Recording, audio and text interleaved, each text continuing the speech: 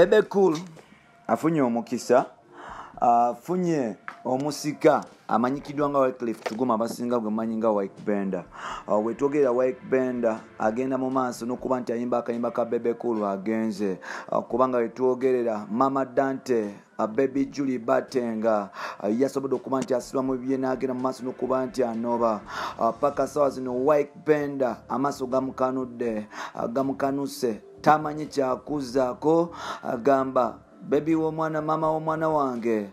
mwagala nnyo naye ate munnange ekintu kyasobodde okuba nti kitagala ensonga lwaki White Bender ne Mami Dante oba Julie Batenga tebali bonna zetugenda okuba nti tutunulamuko tulabe why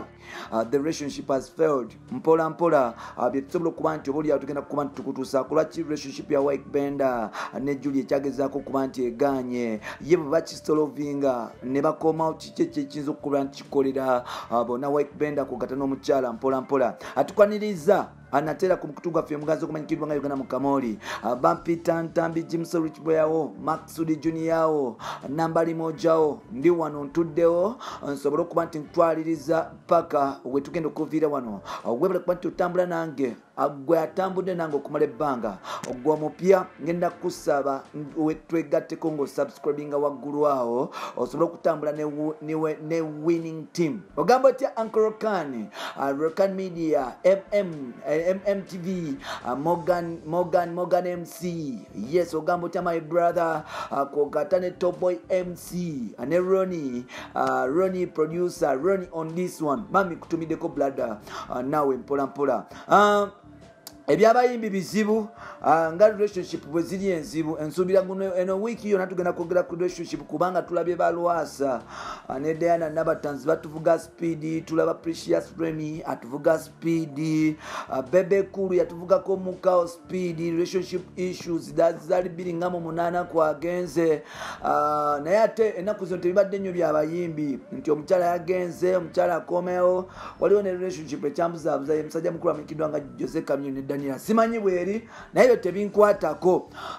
yes tebinkwatako Uncle Joseph Mayanja yes nkutumiddeko muganda wange webale kuba nti ochapa tukwaniriza natera ku mukutu gwaffe omuganzi nga bwe nagambye katugende ku nsonga etwogerera White Bender nabwe kityo mama w'abanabe amanyikidwa nga Julie Batenga yasobodde okuba nti atambulamu ebibuzo bingi lwaki Julie atambulamu now nga tetunaba kutuukawo White Bender yagenda mu maaso n'okuba nti introducingibwa Julie ew'abazadde be mu kukyalo okwali mu 2017 era bwe baavaawo bagenda mu singa concert eyajjuza ebitooke I think mu 2018 around there Julie bwe yafuna olubuto ng'ali mu myezi ng'etaano awo Julie yasooka n'anobamu nga omusajja tamutegeera now nakomawo mama wa Julie naita White Bender nagamba nti waye mukodomi muvubuka jangu twogeremu lwaki Julie anoba White Bender nagendayo beba tuli basolving ensonga recently White Bender agamba relationship takyagitegeera era nga twatuse n'okumanya nti omukyala yatambuddemu mukyala kutambulamu ensonga nyingi waliwo ebyogerwa by the way nali sirabangako White Bender nga anywa mwenge naye relationship zino za tabu nasanga White Bender ku Mpaka Records waliyo selector J yali alina show ku birthday ya DJ Benazo Palaso yalina okuperforminga ne selector J ku birthday ya DJ Benazo last year nasanga White Bender mu studio actually White Bender yatusanga n'omuvubuka we ng'atamidde ng'ali mu kunywa whisky nembuza White Bender ne mugamba sebo watandika ddi okunywa omwenge White Bender n'angamba muganda wange oli muto naye kulo okirabe omusoga agamba okulobone bannange yangamba muganda wange oli muto naye kulo okirabe